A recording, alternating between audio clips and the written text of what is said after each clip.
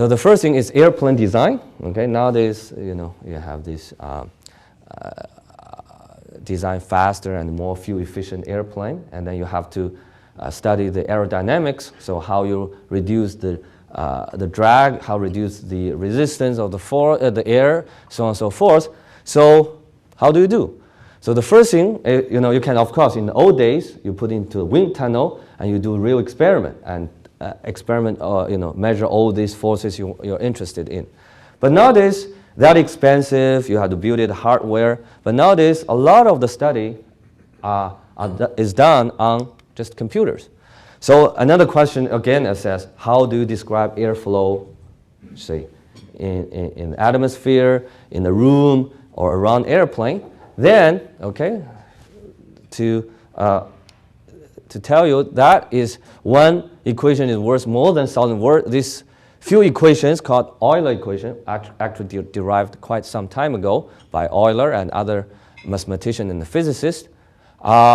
These three equations, where the first one is all coming from the simple physical law.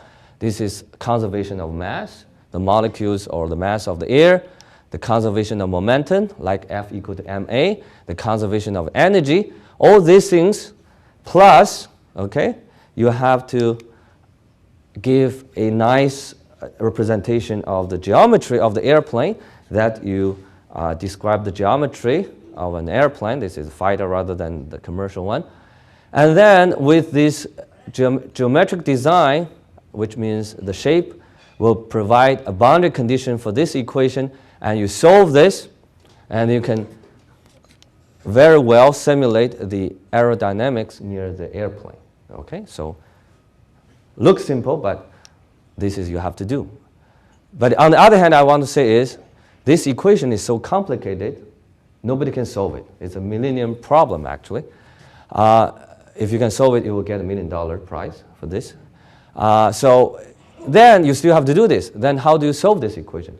You can do it right by putting it in the computers, ask the computer not give you the explicit formula, but give you most of the quantitative information you want. Okay, so that's one example.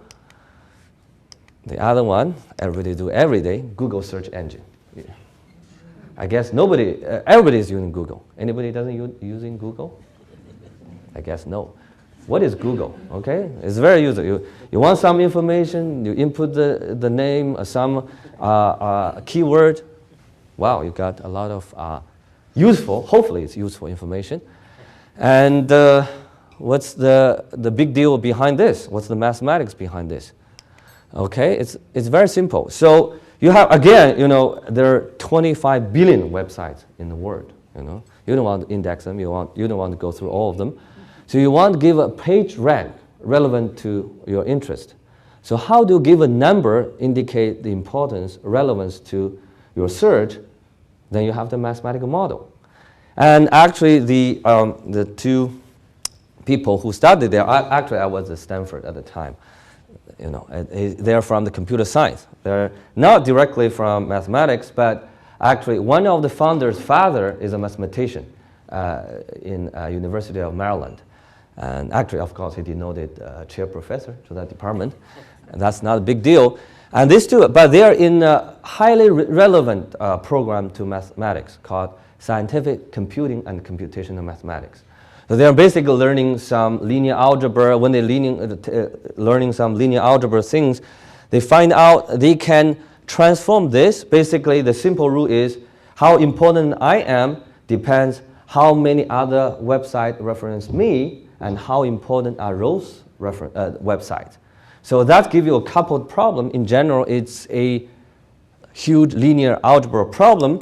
And the key issue is to find the first eigenvector of a 25 billion by 25 billion matrix. Okay? So first of all, as I said, it's echoed all the things I said before. You need to put this into a mathematical problem to do page ranking. The next thing is nobody can using hand to solve 25 billion by 25 billion. Then you need supercomputers with Google making so much money. Of course, they can afford supercomputer to do this. But anyway, you have faster way, slower way, and that make a difference. The algorithm make a huge difference on how efficient and how fast you can do this job. Okay, so if that's not still convincing, let's give you some more interesting one. Oh, okay, so now interesting. This is something you really care, right? You go to doctor and many times you take a CT. It's definitely you see a computer next to you. But the question is, what is the mechanism and where the math in it? Okay, so it's basically, this computed tomography actually, I don't want to write out the math model, actually it's relatively simple. In that case, that model exactly use Radon transform. Radon, who is Radon? Radon is, maybe you see CT, but you don't know Radon, but actually the CT uses Radon transform, who is an Austrian mathematician, okay?